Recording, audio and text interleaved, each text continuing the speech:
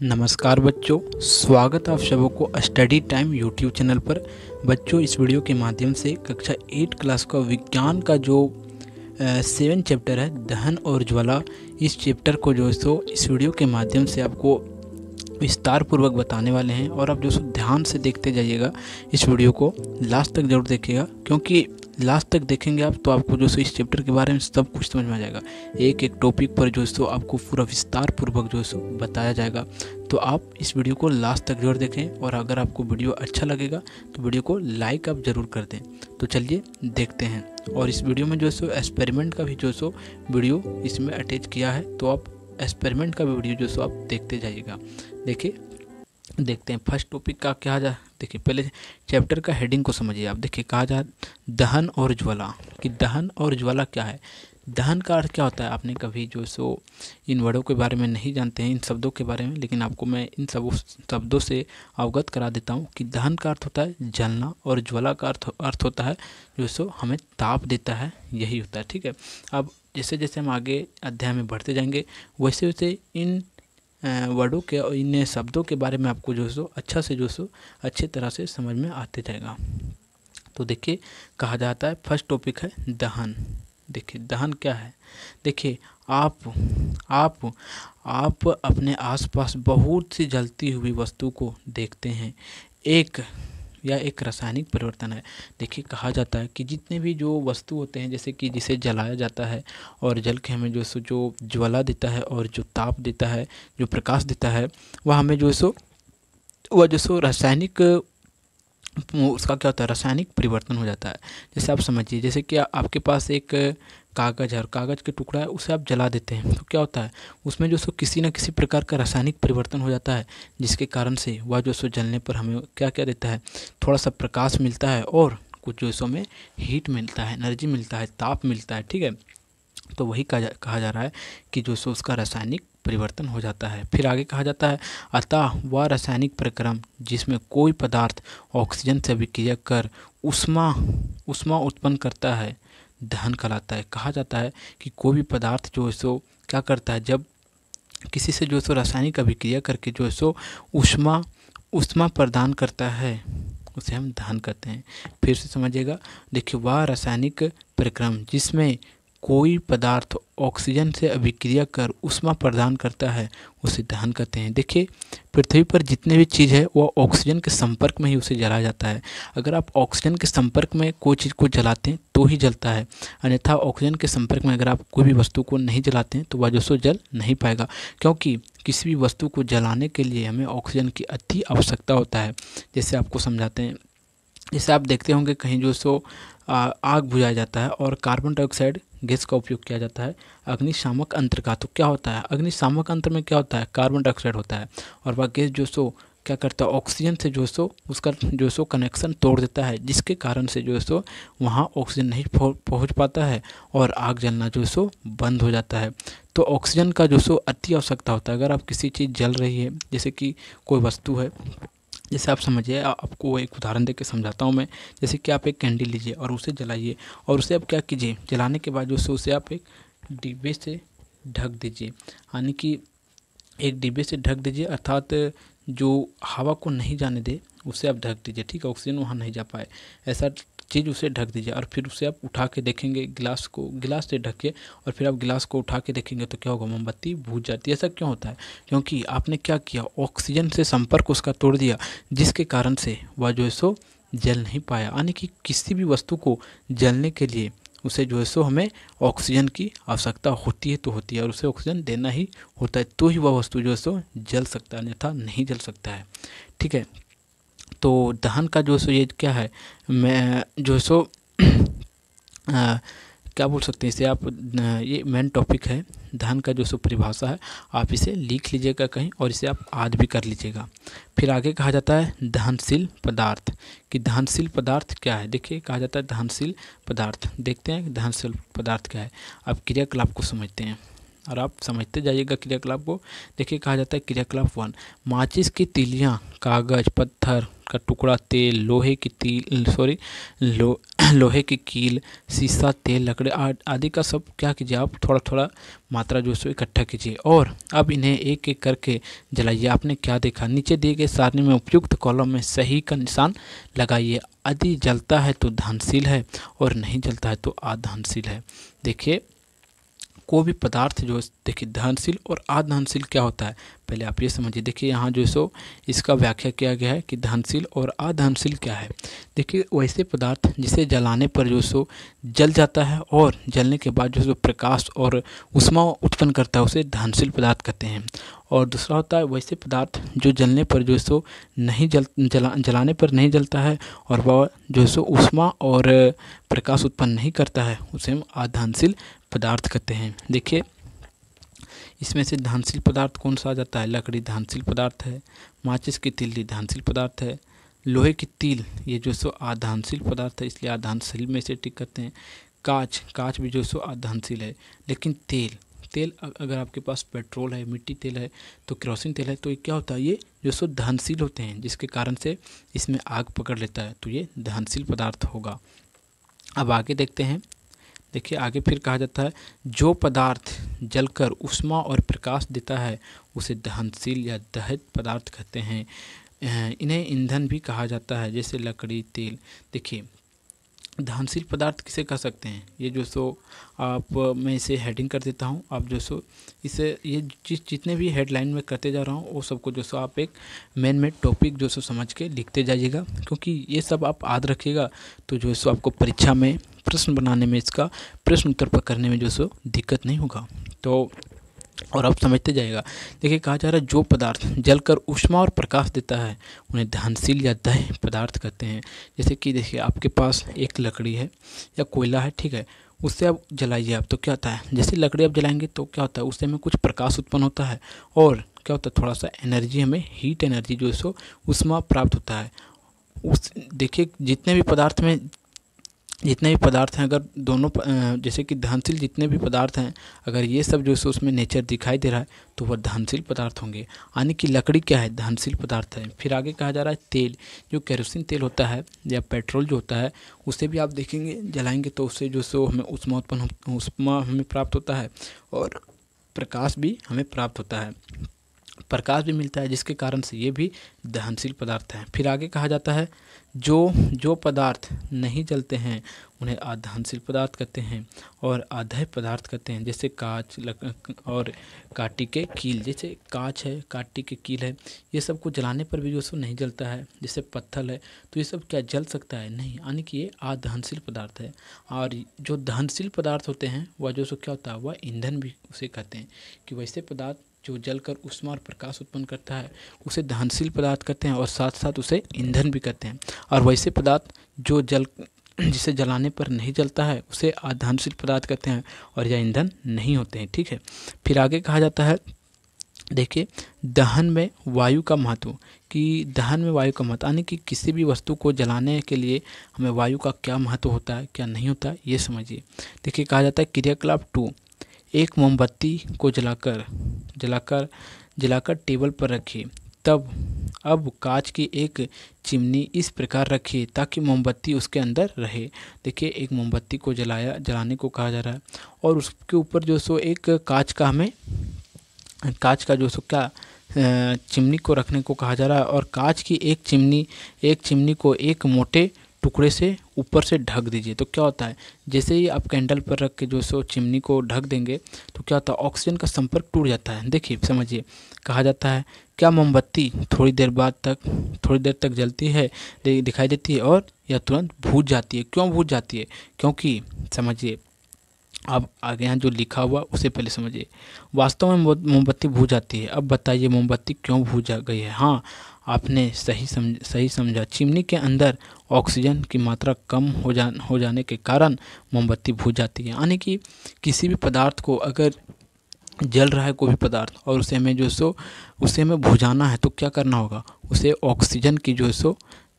Oxygen के संपर्क को तोड़ना होगा। यानी कि जिस प्रकार कैंडल को जो है सो एक चिमनी के माध्यम से और ऊपर से ढक कर जो है सो उसे ऑक्सीजन के संपर्क, यानी कि उसमें ऑक्सीजन की मात्रा को कम कर देते हैं तो वह जो है सो मोमबत्ती बुझ जाती है, जिसके कारण से वह जो है सो जल नहीं पाती है। यानी कि ऑक्सीजन जो है सो किसी भी पदार्थ के ज्वाला के लिए जो है सो अति महत्वपूर्ण होता है। फिर आगे क्रियाकलाप कहा जाता है क्रियाकलाप 3, कागज का दो कप तैयार कीजिए और एक कप में थोड़ा जल डालिए और दोनों कप को अलग अलग मोमबत्ती द्वारा गर्म कीजिए। देखिए क्या कहा जा रहा है, आप पहले चित्र के माध्यम से समझिए, उसके बाद आपको मैं बताऊंगा कि क्या क्या कहा जा रहा है क्या नहीं। देखिए 2 कप हमें तैयार करने को कहा जा रहा है, किस चीज़ का, कागज़ का। और 2 कप जो हमें तैयार करने को कहा जा रहा है कि उसमें 1 कप में जो सो आप क्या कीजिए, जल लीजिए और 1 कप को जो सो वैसे ही रखिए और 2 मोमबत्ती जलाइए। जैसे कि चित्र में आपको दिखाया जा रहा है, फिगर में, आप फिगर को देखते जाएगा। तो और 1 कप में जल देने को कहा जा रहा है और 1 कप को वैसे, और दोनों कप को जो सो मोमबत्ती के जलते हुए ऊपर रखना है। ठीक है, तो क्या होता है, जिसमें जो सो पानी नहीं होता है वह कागज़ जो है सो कप जो बनाया हुआ है वह जल जाता है, लेकिन जिसमें पानी है वह नहीं जलता है। तो अब समझिए क्यों नहीं जलता है। देखिए क्या कहा जाता है, दोनों कप में से 1 कप जलने लगता है। हाँ, सही सोचा, बिना जल वाला कप जलने लगता है, जबकि जल से भरा कप नहीं जलता है, परंतु कप के अंदर का जल भी गर्म हो जाता है। देखिए जिस जल में कप नहीं है वह जल जाता है और जिस कप में जल है वह नहीं जलता है। क्यों नहीं जलता है, क्योंकि उसमें जल है और जो जल है वह जो सो मोमबत्ती के हीट एनर्जी जो उसमें देता है, उससे जो सो वह गर्म होने लगता है, जिसके कारण से वह नहीं जलता है। अब आगे देखिए जल क्यों गर्म हो गया। अब आगे हमें पूछा जा रहा है कि जल जो गर्म हो जाता है क्यों गर्म हो जाता है। तो देखिए कप को दी जाने वाली उष्मा, जो कप को उष्मा दी जा रही है वह चालन विधि द्वारा जल में पहुंचती है, और वह चालन विधि के द्वारा जो सो क्या हो रहा है, जल में पहुंच जा रहा है। यानी कि आप देख रहे हैं जो मोमबत्ती जल रही है उसका हीट एनर्जी जो है सो पानी में ट्रांसफर हो जा रहा है। ठीक है, जिसके कारण वह गर्म हो जाता है और जल वाला कप नहीं जलता है, क्योंकि उसका ताप जल की उपस्थिति में कागज़ के ज्वलन ताप तक नहीं पहुंचती है। यानी कि जो कागज़ में जल है वह जो सो नहीं जल पाती है, क्योंकि जो सो जितने भी मोमबत्ती का हीट एनर्जी होती है वह जो सो जल जो सो उसे अपने अंदर जो सो अवशोषित कर लेती है, एब्जॉर्ब कर लेती है, जिसके कारण से वह जो सो नहीं जल पाती है और वह जल जो सो गर्म हो जाता है, जो कागज़ के कप में होता है। आपको फिगर के माध्यम से दिखाई दे रहा होगा। फिर आगे कहा जाता है वह न्यूनतम ताप, ये सब के जो ग्रीन लाइन का दिया हुआ है ये सब पर भी जो सो आप विशेष ध्यान दीजिएगा, क्योंकि यही सब जो मुख्य बातें होते हैं यही इसी को हमें समझना होता है, और यही सब बातें जो सो आगे जाके हमें 1 नंबर के प्रश्न में पूछ लिया जाता है। देखिए कहा जाता है वह न्यूनतम ताप जिस पर कोई पदार्थ जलना शुरू करता है उसे ज्वलन ताप कहते हैं। यानी कि कोई भी पदार्थ है जो एक टेम्परेचर पर क्या होता है, जलना प्रारंभ कर देता है। जैसे आपको अगले कक्षाओं में पढ़ा जाएगा कि जल जो है सो 100 डिग्री टेम्परेचर पर उबलने लगता है और 0 डिग्री टेम्परेचर के बाद जो है सो वह बर्फ़ बनने लगता है। तो उसका एक निश्चित ताप है कि 100 डिग्री पर जो सो वह उबलने लगता है। उसी प्रकार जितने भी पदार्थ हैं उसके सभी पदार्थों का एक निश्चित ताप होता है जिस पर वह जलने लगता है, उसे हम लोग क्या कहते हैं, ज्वलन ताप कहते हैं। ठीक है, मैं समझ पा रहा हूँ कि आप हमारी बातों को जो है सो समझते जाते होंगे और ध्यानपूर्वक समझते जाइए, क्योंकि हमारा कहा गया एक बात जो है सो आपके लिए बहुत इम्पोर्टेंट है। फिर आगे वह रासायनिक प्रक्रम जिसमें पदार्थ वायु ऑक्सीजन से अभिक्रिया कर ऊष्मा और प्रकाश देता है उसे दहन कहते हैं। यानी कि कहा जा रहा है वह रासायनिक अभिक्रिया बोलिए, प्रक्रम बोलिए, जिसमें पदार्थ वायु से ऑक्सीजन करके, यानी कि कोई भी पदार्थ जो है जब उसे जलाया जाता है और वह ऑक्सीजन से अभिक्रिया करता है संपर्क में, तो उससे हमें ऊष्मा और प्रकाश उत्पन्न होता है, तो उसे हम क्या कहेंगे, एक दहन कहेंगे। और जो पदार्थ इस प्रकार के पदार्थ होते हैं जो हमें ऊष्मा और प्रकाश अच्छी मात्रा में देते हैं वह अच्छे ईंधन होते हैं और इसे हम ईंधन कहेंगे। फिर आगे कहते हैं इस प्रकार आप देखते हैं कि दहन के लिए 3 परिस्थिति आवश्यक है, कि किसी पदार्थ को जलने के लिए अर्थात दहन के लिए 3 परिस्थिति आवश्यक है। पहला क्या है, दहनशील पदार्थ, कि जो पदार्थ आप लिए हैं जैसे कि उसे जलाना चाह रहे हैं तो वह दहनशील पदार्थ होना चाहिए। जैसे कि आप ले लिए हैं पत्थर को, ईट ईट को ले लें तो क्या वह जलने वाला है? कांच को ले लें नहीं तो वह, हमें ये बहुत आवश्यकता है कि ये हम बात को हमें ध्यान में रखना है कि वह जो पदार्थ है वह जो सो दहनशील होना चाहिए।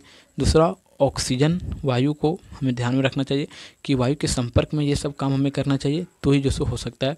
और तीसरा है ज्वलन ताप, कि उसका ज्वलन ताप जो सो कितना है कितना नहीं। अगर कम होगा तो वह जल्दी जल जाएगा और उसका ज्वलन ताप अधिक होगा तो उसे जलने में अधिक समय लगेगा। अब फिर आगे कहा जा रहा है, अगर अगर अगर इन तीनों में से कोई एक भी परिस्थिति ना मिले तो वह वस्तु नहीं जलेगी। और इन तीनों में से कि वायु के संपर्क में जलाना चाहिए और वह दहनशील पदार्थ होना चाहिए और उसका टेम्परेचर निश्चित होना चाहिए। अगर ये सब तीनों में से एक भी कंडीशन नहीं रहेगा, तीनों कंडीशन नहीं रहेगा तो वह पदार्थ जो पदार्थ आप लेंगे वह दहनशील भी रहेगा तो पर भी वह पदार्थ नहीं जल पाएगा। अब आगे क्रियाकलाप कहा जाता है, देखिए कागज कागज कागज, सूखा पत्ता, केरोसिन तेल, लकड़ी, पेट्रोल को माचिस से आग लगाकर देखिए, क्या सभी पदार्थ के जलने का समय एक ही है? आप देखते हैं कि कुछ पदार्थ में आग जल्द पकड़ लेता है तथा कुछ में देर से। पदार्थ में जल्द आग लग जाता है, उसका ज्वलन ताप कम होता है तथा जिसमें देर से लगता है उसका ज्वलन ताप अधिक होता है। उस ऊपर दिखाए गए क्रियाकलाप से आप जान पाते हैं कि वस्तु को जलाने के लिए एक न्यूनतम ताप आवश्यक है। इसके साथ ही वायु की उपस्थिति में भी किसी पदार्थ के जलने के लिए आवश्यक है। यानी कि कहने का अर्थ ये बनता है कि आपको जो अनेक प्रकार के दहनशील वस्तु लेने को कहा जा रहा है, जैसे पत्ता, कागज, तेल, केरोसिन तेल, पेट्रोल, ये सब लेने को कहा जा रहा है और सबको बारी बारी से जलाने को कहा जा रहा है। तो आप देखेंगे कि जो आप पेट्रोल लिए थे वह जो सो कागज और ये सब की कागज लकड़ी की अपेक्षा ये जल्दी जल जाता है, यानी कि उसका ज्वलन ताप जो सो कम है जिसके कारण से वह जल्दी जल जा रहा है। और जो लकड़ी है, कागज है और पत्ते हैं वह सूखे पत्ते हैं जो जलने में अधिक समय लग रहे हैं, अर्थात उनका ज्वलन ताप अधिक है जिसके कारण से वह जलने में अधिक समय ले रहे हैं। इसी प्रकार कहा जा रहा है। फिर आगे कहा जाता है कि पता कीजिए, देखिए ये ग्रीन लाइन को नहीं छोड़ना चाहिए कि पता करने को हमें कहा जा रहा है। पता कीजिए, सूर्य भी ऊष्मा और प्रकाश देता है तो क्या वह भी दहन है? वह दहन होता है। गर्मी के दिनों में जंगल में आग कैसे लगता है? देखिए सबसे पहली बात कि सूर्य जो है सो हमें ऊष्मा और प्रकाश देता है तो वह एक बहुत ही हम लोग का एक सुगम ईंधन है, अच्छा ईंधन है जो हमें यानी कि हम कुछ ऐसे उसे मतलब एनर्जी देते भी नहीं है तो पर भी जो समय हुआ ऊष्मा और प्रकाश देता है, जिसे हम लोग क्या करते हैं उसके ऊष्मीय गुण को क्या करते हैं सोलर पैनल के माध्यम से उसे इलेक्ट्रिक करंट में हम लोग जो सो कन्वर्ट करके अपने विद्युत बनाते हैं और उन विद्युतों के माध्यम से, उन करंट के माध्यम से हम अपने घरों में जो सो उन विद्युत का उपयोग करते हैं। खाना बनाने के लिए हीटर, बल्ब जलाने के लिए, अनेक प्रकार के उपकरणों के लिए हम लोग करते हैं। तो जो हम लोग का सूर्य है वह एक बहुत ही अच्छा ईंधन है और एक दहन पदार्थ भी है, ठीक है, यह कह सकते हैं।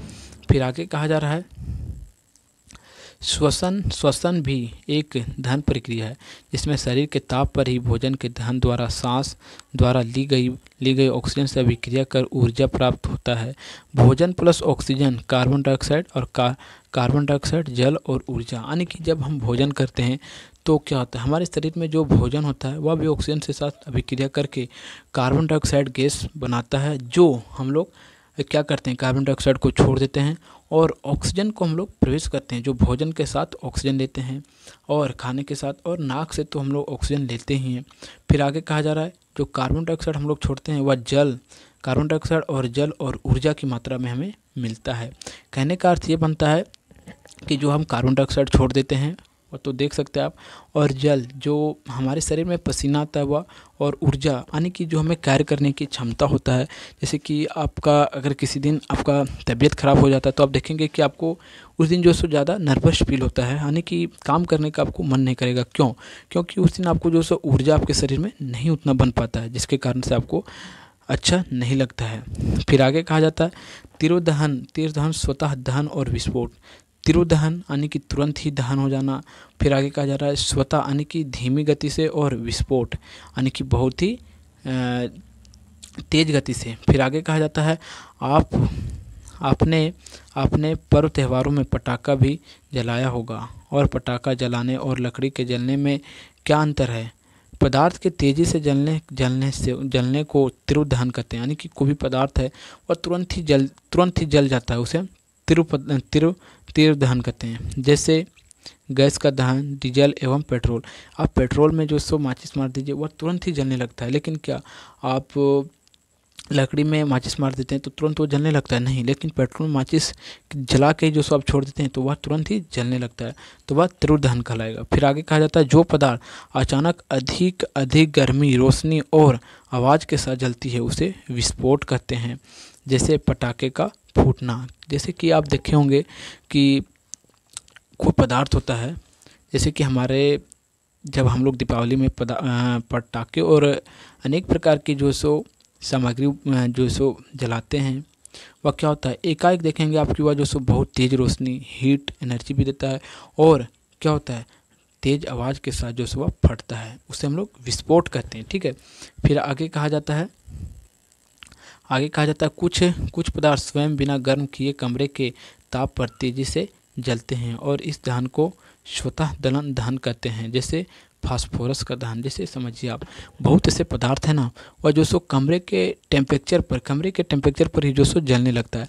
देखिए कमरे के टेम्परेचर पर जलने का अर्थ क्या होता है आपको पता है? जैसे कि अभी गर्मी का मौसम चल रहा है हमारे यहाँ, तो क्या होता है अभी के मौसम में जो सो हम लोग का रूम टेम्परेचर यानी कि इन्वायरमेंट का टेम्परेचर हद से 40 डिग्री या जो सो 40-35 के बीच में होता है। तो इन टेम्परेचर पर जो सो कोई पदार्थ है वह जो सो जल जाता है, उसे हम स्वतः दहन कहेंगे। स्वतः दहन यानी कि स्वयं वह जल जाता है। आप स्वयं अपने कार्यों को कर रहे हैं तो आप हमेशा क्या कर सकते हैं कि वह स्वयं अपने कार्य को करता है, इसी प्रकार वह स्वतः दहन हो जाता है, खुद ही जल जाता है। जैसे कि वह जो सो पदार्थ है फास्फोरस। और एक आप अगले कक्षा में पढ़ेंगे कि सोडियम और पोटेशियम जो होता है वह बहुत ही अधिक क्रियाशील धातु होता है, जिसे केरोसिन तेल से निकाला जाता है, जैसे ही वह जलना प्रारंभ कर लेता है ऑक्सीजन के संपर्क में आते ही। तो इसी प्रकार से फास्फोरस भी जो है सो एक बहुत ही दहनशील पदार्थ है, जो स्वतः वह दहन हो जाता है। ठीक है। अब फिर आगे देखते हैं आग पर नियंत्रण कैसे पाते हैं, कि अगर हमारे यहाँ जो सो आग जल गया है, आग लग गया है, तो उस पर हम नियंत्रण कैसे, यानी कि उस पर हम अपने आपको जो सो उसे बुझा कैसे सकते हैं अपने से, और उस पर नियंत्रण कैसे हम कर सकते हैं उसे। देखिए तो उसका क्या उपाय है। देखिए कभी कभी अचानक आग लग जाती है, और इस आग को किस प्रकार बुझाया जाता है। अपने क्षेत्र में लगी आग इस तरह से इस तरह की आग की घटना पर चर्चा कीजिए। क्या आपने कभी आग बुझाने वाला फायर ब्रिगेडियर देखा है? वह किस प्रकार आग बुझाते हैं, कि जो आपके अगर जहाँ रहते हैं वहाँ अगर किसी प्रकार का आग लग जाता है तो आप फायर ब्रिगेडियर को जो सो कॉल किया जाता है, और वहाँ आते हैं और वह जो सो आकर वह बुझाते हैं। तो हमें पूछा जा रहा है कि अब फायर ब्रिगेडियर को देखें तो देखिए आमतौर पर आग बुझाने के लिए आग पर पानी डाला जाता है, सही बात है, और पानी डालकर उस पदार्थ को ठंडा करते हैं, जिसमें उसका ताप ज्वलन ताप से कम हो जाता है और आग बुझ जाता है। देखिए कहने का अर्थ ये है कि पानी जो सो क्या होता है उस पदार्थ को क्या कर देता है आग बुझाने के लिए, जब उस पर पानी डालते हैं तो उस पदार्थ को जो सो ठंडा कर देता है, और उसका ज्वलन ताप जो होता है उससे हम उसके टेम्परेचर को कम कर देते हैं, जिसके कारण से वह जो सो आग बुझ जाता है। यानी कि पानी जो सो आग बुझाने के लिए बहुत ही अच्छा उपाय हमारे पास है। और फायर ब्रिगेडियर वाले जो होते हैं वह पानी के द्वारा ही जो सो आग को बुझाते हैं। फिर आगे देखिए हम जानते हैं कि जलने के लिए ऑक्सीजन आवश्यकता होती है, परंतु फूकने पर आग बुझता क्यों नहीं है? कि कहा गया कितना अच्छा प्रश्न पूछा गया है कि आग को जलाने के लिए ऑक्सीजन की आवश्यकता होती है, तो जब हम फूकते हैं तो जो सो आग बुझ क्यों जाती है? देखिए इसे जो सो आप आसानी से समझ सकते हैं। देखिए हम जो सो फूक रहे हैं तो पर भी क्यों हमारे मुंह से क्या निकल रहा है? कार्बन डाइऑक्साइड निकल रहा है। यानी कि कार्बन डाइऑक्साइड हमारे मुंह से जो निकल रहा है, और कार्बन डाइऑक्साइड क्या होता है आग को जो सो बुझा देता है। यही तो कार्बन डाइऑक्साइड का जो सो एक विशेषता है कि वह कार्बन डाइऑक्साइड जो गैस होता है वह आग को जो सो बुझा देता है, जिसके कारण से अगर हम ज़ोर से फूंक देते हैं तो आग जो सो बुझ जाता है, क्योंकि वह कार्बन डाइऑक्साइड गैस होता है। और आग को जलने के लिए क्या चाहिए? ऑक्सीजन चाहिए। तो कार्बन डाइऑक्साइड गैस जो सो वह तो बुझा डालता है, जिसके कारण से हमें फूंकना नहीं चाहिए आग पर जब अगर हम उसे बुझाना नहीं चाहते हैं तो। फिर आगे कहा जाता है, आपने देखा होगा कि जब जब किसी व्यक्ति को आग लग जाती है तो उसे कंबल से लपेट कर आग बुझाते हैं, क्योंकि कंबल में लपेट देने पर इस आग को जलने के लिए ऑक्सीजन वायु नहीं मिलता है, जिसके कारण से उस व्यक्ति का जो सो शरीर में लगा हुआ आग बुझ जाता है। कहने का अर्थ ये समझिए कि आपको या मैं किसी व्यक्ति को आग लग जाता है तो उसे कंबल से ढक दिया जाता है। क्यों? क्योंकि ऑक्सीजन, देखिए आग को जलने के लिए ऑक्सीजन की आवश्यकता होती है, लेकिन जैसे ही आप कंबल ढक देते हैं तो उस ऑक्सीजन का संपर्क टूट जाता है आग से और तुरंत ही आग जो सो बुझ जाता है। फिर आगे कहा जाता है, सोचो यदि बिजली की आग हो तो क्या होगा? उसे पानी से बुझा सकते हैं? नहीं, क्योंकि जल का विद्युत जल क्योंकि कहा जा रहा है जल विद्युत का सुचालक होने के कारण इसे बिजली का झटका लगने का डर होता है।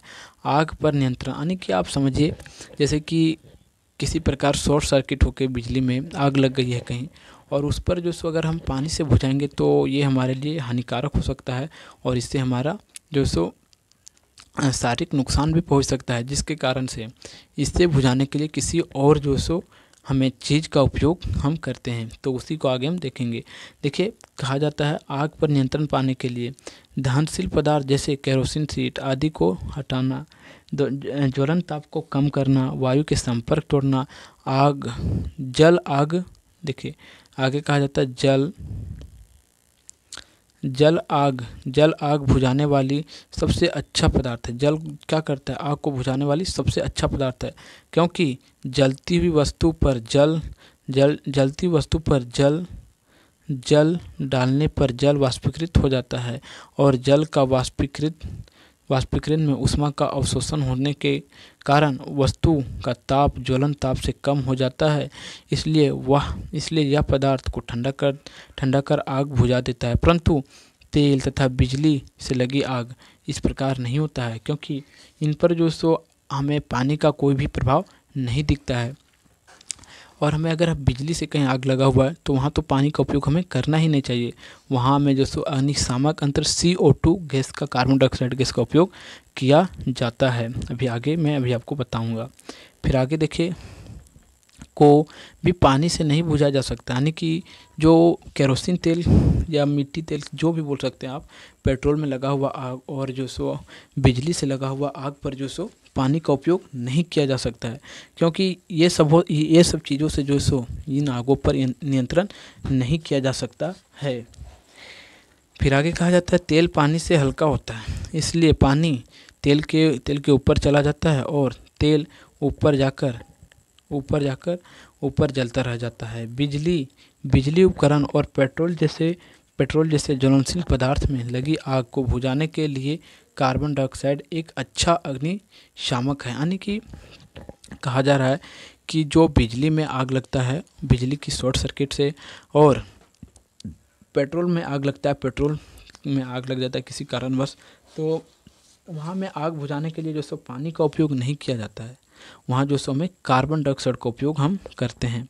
क्यों करते हैं? क्योंकि ऑक्सीजन से भारी होने के कारण कार्बन डाइऑक्साइड कंबल की तरह कार्य करता है और आग को लपेट लेता है और ऑक्सीजन से संपर्क तोड़कर आग को बुझा देता है। और ऑक्सीजन ज्वलनशील पदार्थ नहीं है, और ऑक्सीजन जो सो ज्वलनशील पदार्थ है, और ज्वलनशील पदार्थ के हटते ही जो सो आग जो सो जैसे ही बुझ जाता है।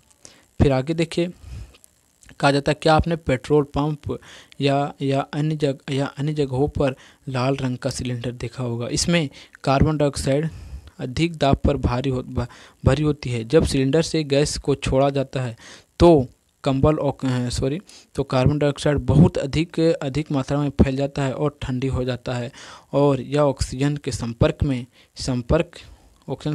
को तोड़ देता है और साथ ही साथ ईंधन के ताप भी कम कर देता है। कहने का अर्थ ये बनता है कि अगर आप पेट्रोल में कहीं आग लगते हुए पेट्रोल पंप में देखे होंगे तो वहाँ इस प्रकार का अग्निशामक यंत्र रखा होता है जिसमें कार्बन डाइऑक्साइड गैस भरा होता है, आप देखे होंगे। तो ये इसका उपयोग किस लिए किया जाता है? हमें विद्युत में लगा हुआ आग जो लग जाता है, पेट्रोल में लगा हुआ आग को बुझाने के लिए किया जाता है। ठीक है, ये तो अग्निशामक यंत्र होता है। ठीक है, अब आगे देखते हैं। अब आगे देखिए, कहा जाता है ज्वाला। अभी तक आपने जितना पढ़ा वह जो सो दहन था, लेकिन अब जो सो आगे आप देखेंगे ये जो सो ज्वाला है। देखिए, कहा जाता है आप कागज, कोयला, मोमबत्ती आदि को जलाया होगा। अब बताइए, आप बताइए कि कागज और कोयला के जलने में क्या अंतर है? क्या आप देखेंगे कि कागज़ को आप जलाते हैं 100 और कोयला को जलाते हैं 100, उसमें कुछ ना कुछ इफेक्ट आप पाए होंगे। तो क्या इफेक्ट होता है, क्या इफेक्ट या क्या अंतर इसमें होता है और क्या अंतर उसमें होता है, ये हमें समझना है। देखिए, कागज़ आग की लपटे के साथ जलता है, परंतु कोयला बिना लपटे के साथ जलता है और इसी आग के लपटों को ज्वाला कहते हैं। जैसे समझिए आप, जैसे कि कहीं आग लगाया जाता है या आग लग जाती है जैसे जंगल में, तो आग जो सो लपटों के साथ जलती है, बड़ा ऊंचे लपटे उठते हैं, तो उन्हीं आग के लपटों को क्या कहा जाता है? ज्वाला कहा जाता है, कि वही जो सो ज्वाला है, उसे ही क्या कहा जाता है? ज्वाला। तो आप समझिएगा कि ज्वाला क्या होता है, क्या नहीं होता है। ठीक है, फिर लेकिन आप देखेंगे कि कोयला को जब जलाया जाता है तो क्या उसे ज्वाला निकलता है? नहीं, वह जो सो उसे ज्वाला नहीं निकलेगा, क्योंकि ये हमें नहीं पता क्यों नहीं निकलता, लेकिन उसे ज्वाला नहीं निकलता है। फिर आगे कहा जाता है कुछ ज्वलनशील पदार्थ को जलाकर उसे देखिए और निम्नलिखित सारणी को हाँ और नहीं में भरिए कि कौन जो सो पदार्थ ज्वाला देता है, यानी कि कौन लपटे के साथ जलता है और कौन नहीं जलता है। जैसे देखिए, मोमबत्ती जो सो ज्वाला देता है, यानी कि जो सो लपटे के साथ जलता है। कपूर, ये भी जो सो ज्वाला देता है। मिट्टी का तेल, ये भी जो सो ज्वाला के साथ जलता है, यानी कि ये सब में जब आग लगता है तो बहुत ही तीव्र मात्रा में आग की ऊंचे लपटे देने लगता है और ये जलता है, और आग के जो ऊंचे लपटे होते हैं उसे ही ज्वाला कहा जाता है। तो ये सब ज्वाला देने वाले होते हैं। अब हमें मोमबत्ती को समझना है। देखिए, मोमबत्ती का जो सबसे ऊपरी भाग होता है उसे गर्म भाग कहा जाता है। फिर उसके बाद वाला जो होता है, देख सकते हैं आप, उसे कहा जाता है पुनः दहन का बाह्य क्षेत्र, जो नीला दिखाई देता है थोड़ा सा। फिर आगे कम गर्म, फिर सबसे कम गर्म बीच में होता है, और मोमबत्ती ये है। और फिर इसमें कहा जाता है अधिक दहन वाला मध्य भाग, जो मध्य भाग होता है उसमें अधिक दहन होता है। और बिना जली मोमबत्ती का सबसे आंतरिक क्षेत्र, ठीक है, जो काला दिखाई देता है, जो मोमबत्ती वहाँ सबसे कम जलता है।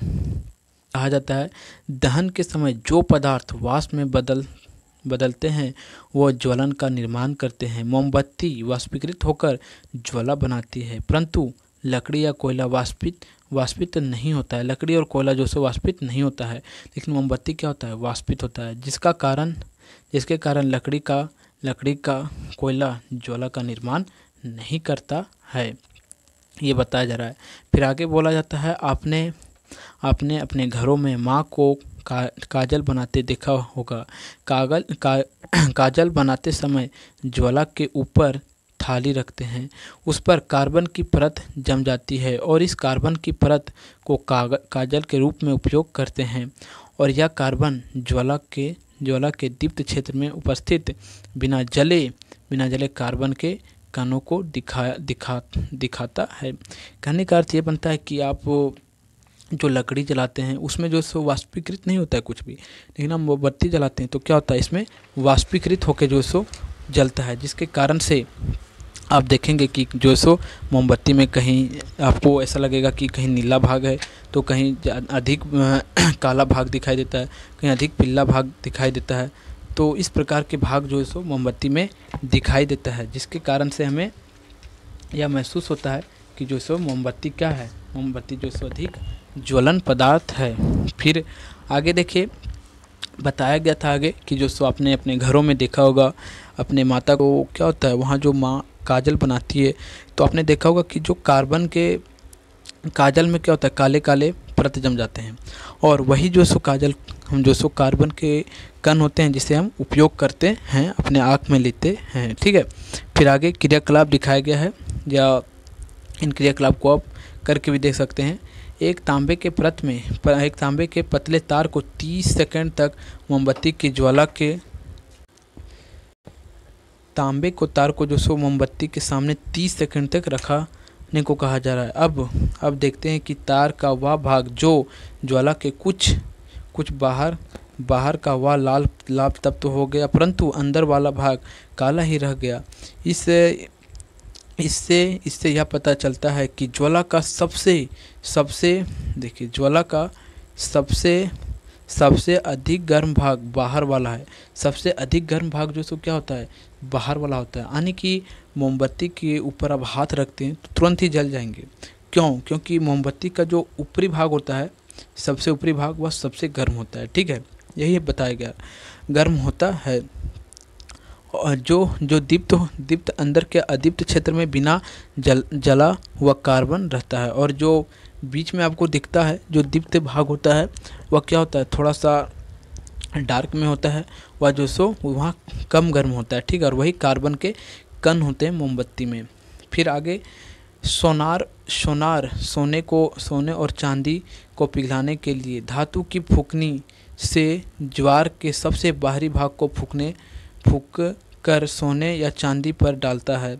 सोचे अगर वे ज्वाला से सबसे ऊपरी भाग का उपयोग क्यों करते हैं? हाँ, सही समझा। ज्वाला के सबसे ऊपरी भाग का ताप सबसे अधिक होता है, जिसके कारण सोना या चांदी जल्द पिघल जाता है। कहने का अर्थ ये बनता है कि आपने जो अभी मोमबत्ती में देखा, उसी प्रकार के कंडीशन जो सो आप किसी भी पदार्थ को जलाएंगे तो वहाँ भी उसी प्रकार का कंडीशन बनता है। जैसे कि आप जो वहाँ आग के लपटे उतरे हैं, वहाँ भी आप देखेंगे जो उसके सबसे बाहरी भाग होता है, वहाँ ज्वाला का सबसे अधिक ताप होता है। ठीक है, वहीं जो सो सबसे अधिक टेम्परेचर होता है, जिसके कारण से जो सुनार होते हैं वह जो सो अगर सोने या चांदी को पिघलाते हैं तो वहीं जो सो रख कर पिघलाया जाता है। यानी कि वहाँ हीट यानी कि ऊष्मा अधिक होता है, जिसके कारण से वहाँ जो सो सोना या चांदी जो भी होते हैं वह तुरंत ही पिघल जाते हैं कम समय में। फिर आगे देखिए, आगे फिर कहा जाता है, देखिए आगे समझिएगा। फिर आगे कहा जाता है आप इसका देखिए, आपने देखा कि घर में या किसी उद्योग में गंदे का उपयोग ऊर्जा का स्रोत के लिए लकड़ी, कोयला, गोबर या गोठला मिट्टी एलपीजी आदि का उपयोग किया जाता है। और ये सब ईंधन है। यानी कि एक ईंधन को देखा जाए तो जितने भी अभी मैंने नाम लिया है, एलपीजी गैस, लकड़ी, तेल, मिट्टी तेल, गोबर के गोठले, ये सब क्या है, ये सब एक ईंधन है जिसे हम लोग अपने दैनिक जीवन में उपयोग करते हैं। फिर आगे कहा जाता है इनका प्रयोग इसलिए किया जाता है क्योंकि आसानी से उपलब्ध हैं, और इनका उपयोग इसीलिए हम लोग करते हैं कि आसानी से हमें यह मिल जाता है, और यह वायु में सुगमतापूर्वक जलता है और ज़्यादा अक्षांतिक पदार्थ भी नहीं छोड़ता है, और यह जो ज़्यादा जो अपशिष्ट पदार्थ होते हैं वह नहीं छोड़ता है। जैसे कि आप कोयला को जलाएंगे तो उसका अपशिष्ट पदार्थ मिलता है, लेकिन आप एलपीजी गैस को जलाते तो क्या उसका अपशिष्ट पदार्थ मिलता है? नहीं, वह जो सो जलकर जो सो पूरा तरह से वाष्प बन जाता है, और उससे आप देखेंगे कार्बन डाइऑक्साइड भी कम बनता है, अर्थात उससे जो सो आप देखेंगे कि धुआं कम निकलता है, जो धुआं होता है वह कम निकलता है। फिर आगे कहा जा रहा है क्या ईंधन को आदर्श होना चाहिए, यानी कि एक अच्छा ईंधन का क्या क्या नेचर होना चाहिए, क्या क्या गुण होना चाहिए। ईंधन के आदर्श होने के शर्त, जो अधिक ऊष्मा उत्पन्न करता है, जो ईंधन जो है सो अधिक ऊष्मा उत्पन्न करता है उसे अच्छा ईंधन कहेंगे। फिर दूसरा कहा जाता है जिसका ज्वलन ताप ना तो अधिक होता है और ना ही कम, यानी कि मीडियम में जिसका ज्वलन ताप होता है वह भी एक अच्छा ईंधन है। फिर आगे आता है जो सस्ता और सुगम पूर्वक उपलब्ध हो, यानी कि जो हमें सस्ता मिल सके और जो हमें ट्रांसपोर्ट करने में हमें जो आसानी से हो। फिर आगे जो अधिक अपशिष्ट पदार्थ ना छोड़े, जैसे कि एलपीजी, उसे में अधिक अपशिष्ट पदार्थ जलने पर नहीं मिलता है। फिर जिसका परिवहन करना आसान हो, यानी कि ट्रांसपोर्ट, यानी कि कोई पदार्थ है जो ईंधन है उसे एक स्थान से दूसरा स्थान लेने में हमें कम लागत लगता हो, पैसे लगता हो, जिसका संग्रह करना आसान हो और जिसका संग्रह जमा करना आसान हो, जैसे कि कोयला है, तो कोयला को जो है सो इकट्ठा करना हमें आसान लगता है, तो वह जो सो हमारे लिए एक अच्छा ईंधन है साबित होता है। इसी प्रकार से जो व्यक्ति जो अपने ईंधन के रूप में उपयोग करते हैं उनके लिए वही जो सो अच्छे लगते हैं। फिर आगे कहा जाता है ईंधन के प्रकार। आप जिन ईंधन को जलाते हो उनकी सूची बनाइए तथा भौतिक अवस्था के आधार पर तत्पर ठोस, द्रव और गैस के निम्न प्रकार का वर्गीकृत कीजिए। कहने का अर्थ ये बनता है कि आप यहाँ पूछा जा रहा है और आपको एक चार्ट बनाने को कहा जा रहा है कि आप जो ईंधन के रूप में जितने भी पदार्थ का उपयोग करते हैं, वह ठोस हो या द्रव हो या गैस हो, उन सबको आप चार्ट बनाइए। देखिए हम आपको बता देते हैं, आप इस चार्ट फ्लो में आप लिख लीजिएगा। जैसे ठोस में देखिए हम लोग क्या जलाते हैं, लकड़ी, फिर दूसरा कोयला, और तीसरा में आप क्या लिख सकते हैं, और भी पदार्थ होता है ना, जैसे कि बोल सकते हैं आप चारकोल। एक क्या होता है, लकड़ी, कोयला और चारकोल, ठीक है। फिर दूसरा द्रव पदार्थ में जाइए। द्रव में जैसे कि केरोसिन तेल, फिर पेट्रोल और डीजल, ये सब तीन हो गया, ये द्रव पदार्थ में। और गैस पदार्थ में अगर जाते हैं, गैस ईंधन में जाते हैं तो क्या होता है, हाइड्रोजन एक ज्वलनशील पदार्थ है। एलपीजी, सीएनजी, ये सब क्या है, एक जो है सो ज्वलनशील ईंधन है, अच्छे ईंधन है जो हमें सुगम और सुलभ रूप से जो सो प्राप्त हो जाते हैं, और ये जो सो हमारे ईंधन के रूप में प्राप्त भी होते हैं। फिर आगे कहा जाता है ईंधन का दक्षता। क्रियाकलाप 6। आप घर का सामान धातु वाले बर्तन में समान मात्रा में पानी लेकर गैस पर और लकड़ी पर तथा कोयले पर गर्म कीजिए। इनमें से किसमें पानी जल्दी गर्म होता है, बताइए कौन सा ईंधन सबसे अच्छा है। निर्देश, यह क्रियाकलाप आप अपने माता पिता के सहयोग से कीजिएगा, यानी कि आप अपने माता पिता के सामने कीजिएगा। फिर आगे कहा जाता है, आप देखे होंगे कि एलपीजी जो गैस है उसमें जो सो पानी जल्दी गर्म हो जाता है, लेकिन जो कोयला है और जो लकड़ी था उसमें पानी जो सो जल्दी गर्म नहीं होता है, परंतु एलपीजी गैस में जो सो क्या होता है, पानी जल्दी गर्म हो जाता है, यानी कि वह जो सो हमें एक अच्छा हीट देता है, एक अच्छा एनर्जी देता है, जिसके कारण से तुरंत हो जाता है। फिर आगे कहा जाता है ईंधन का ऊष्मीय मान। किसी ईंधन के 1 किलोग्राम के पूर्ण दहन से ऊष्मा ऊर्जा की कितनी मात्रा प्राप्ति होती है, उसे ईंधन का ऊष्मीय मान कहते हैं। जैसे समझिए ईंधन का ऊष्मीय मान क्या होगा, जैसे कि आप 1 किलो आपके पास ईंधन है और उससे आपको जो सो जितना जो सो ऊर्जा प्राप्त हो रहा है वही जो सो क्या कहलाएगा, ईंधन का ऊष्मीय मान कहलाता है, ठीक है। ये आपको ध्यान में रखना है। फिर आगे कहा जाता है ईंधन का ऊष्मीय मान मात्रा किलो जूल होता है, यानी कि जैसे कि जितने भी पदार्थ हैं, जितने भी हमारे पास क्या बोल सकते हैं, एसआई यूनिट है, उनका जो सो कुछ ना कुछ एसआई यूनिट होता है ना। जैसे कि बल का एसआई यूनिट होता है फोर्स, किलो मास का होता है, द्रव्यमान का क्या होता है, केजी। तो इसी प्रकार का जो हीट एनर्जी है उसका जूल होता है, ठीक है। धन का क्या होता है, जूल होता है, किलो जूल होता है। अब आगे देखते हैं, देखिए आगे कहा जा रहा है कि निम्नलिखित ईंधन का ऊष्मीय मान।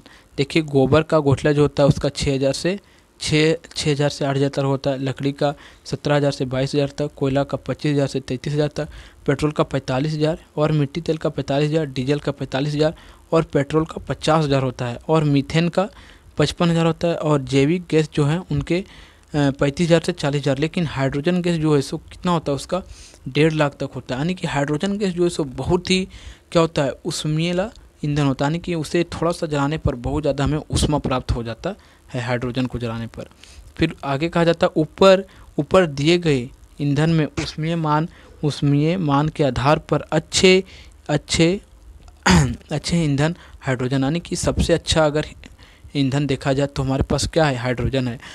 मैं इसे हेडलाइन कर देता हूँ, आप इसे जो सो अपने नोट कर लीजिएगा नोटबुक में, क्योंकि ये 1 नंबर के प्रश्न में पूछ लिया जाएगा इस प्रकार कि सबसे अच्छा ईंधन कौन है, तो हाइड्रोजन जो सो सबसे अच्छा ईंधन है। फिर आगे कहा जाता है आपने आपने अपने दैनिक जीवन में हम हाइड्रोजन का उपयोग नहीं कर सकते हैं, क्योंकि वह आवाज़ के साथ साथ एकाएक एकाएक पूरा जल जाता है। यानी कि जो हाइड्रोजन है वह आवाज़ के साथ जलता है, विस्फोट के साथ जलता है। फिर आगे ईंधन के दहन का पर्यावरण पर प्रभाव, कि जितने भी ईंधन है वह जल रहे हैं तो उनका कुछ पर्यावरण पर हमें इफेक्ट पड़ रहा है, प्रभाव पड़ रहा है। ईंधन के दहन से हानिकारक उत्पादन प्राप्त होते हैं, जैसे कोयला जलाया जाता है तो उससे जो सो बहुत भारी मात्रा में जो सो कार्बन डाइऑक्साइड प्राप्त होता है, और जो पर्यावरण को जो सो ग्लोबल वार्मिंग से हमें जो सो क्या करता है, अधिक बढ़ाता है। फिर आगे कहा जाता है, आप जानते हैं कि ईंधन का उपयोग प्रतिदिन किया जाता है। ईंधन के उपयोग बगैर हम एक दिन नहीं रह सकते हैं, परंतु ईंधन का बढ़ता हुआ उपयोग हमारे पर्यावरण पर हानिकारक प्रभाव डाल रहे हैं। ईंधन के दहन से हानिकारक उत्पाद बनते हैं। समझिए, जितने भी आज के ज़माने में जो सो हम एक दिन भी जो कार्य कर रहे हैं ना, वह ईंधन से ही कर रहे हैं। समझिए, जैसे कि कहीं हम गाड़ी से जा रहे हैं तो उसमें भी जो तेल डला रहे हैं, केरोसिन तेल हो, पेट्रोल हो, मिट्टी तेल हो, जिस प्रकार का तेल हो वह जो सो ईंधन है। खाना घर में बना रहे हैं वह भी ईंधन है। यानी कि जितने भी कार्य हो रहे हैं लगभग ईंधन से ही हो रहे हैं। यानी कि ईंधन के बिना हम एक दिन भी नहीं रह सकते हैं। तो ईंधन जो सो एक बहुत ही अति हम लोग के आवश्यक है दैनिक जीवन के लिए, लेकिन इससे हमें बहुत हानिकारक पदार्थ जो से उत्पन्न होता है।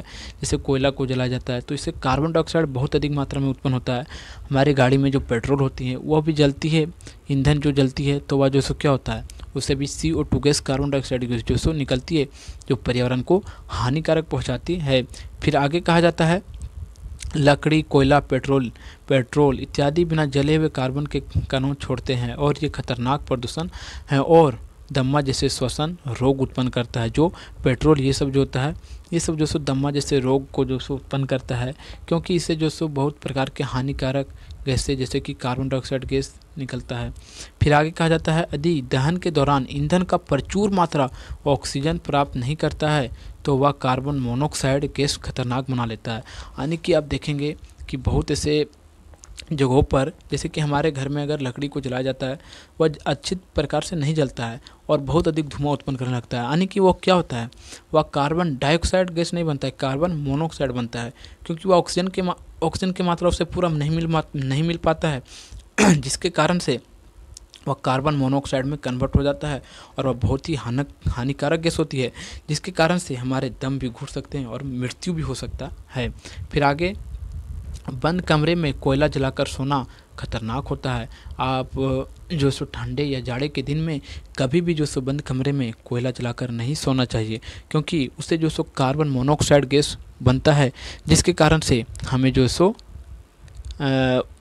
उन गैस जो सो हानिकारक पहुंचा सकते हैं।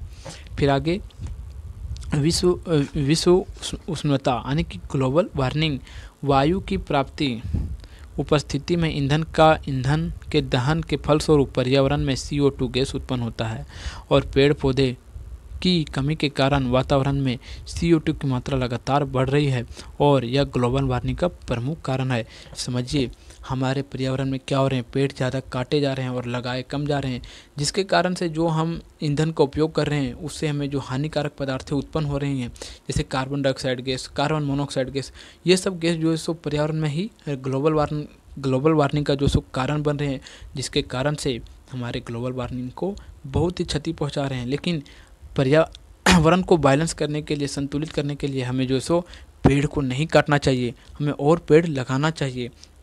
नहीं तो अगर यदि हम पेड़ को काटते चले जाएं तो क्या होगा, हमारे ग्लोबल वार्मिंग की समस्या जो है सो हमें बहुत अधिक देखने को मिलेगी।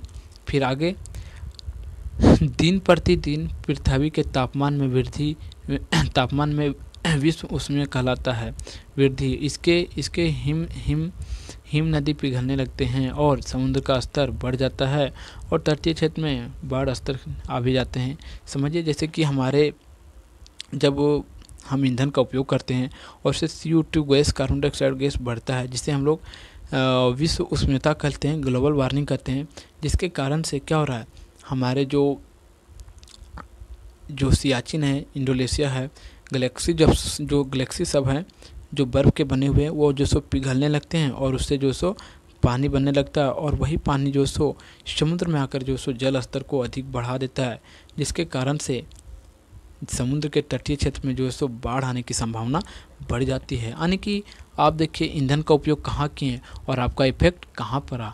आप ईंधन का उपयोग जो सो यहाँ कर रहे हैं और ये ग्लोबल वार्मिंग पर जो सो इसका इफेक्ट पड़ रहा है। फिर आगे कहा जाता है जरा चौथा, जीवाश्म ईंधन के जलने में वायु की उपस्थिति, नाइट्रोजन तथा सल्फर के ऑक्साइड जब वसा जल में घुलकर मिलते हैं तो वह अम्ल बनाते हैं और अम्ल और वसा के जल के साथ अम्ल का पृथ्वी तक गिरने हैं अम्लीय वसा कहलाते हैं। और यह वसा मिट्टी, फसल, भवन इत्यादि के बहुत हानिकारक है।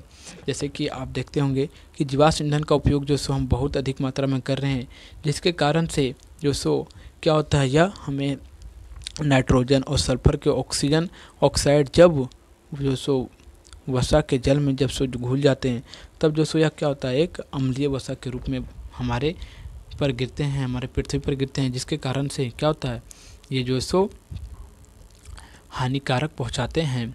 जरा सोचिए अम्लीय वसा से कैसे बचा जा सकता है, कि अम्लीय वसा से कैसे बचा जा सकता है। ठीक है, तो इस प्रकार से जो सो यह अध्याय जो सो समाप्त होता है और इस अध्याय का जो सो जितने भी प्रश्न उत्तर हैं ये उस वीडियो का जो सो डिस्क्रिप्शन में लिंक दे दिए हैं, आप जो सो वहाँ से ज़रूर देखें इस वीडियो को।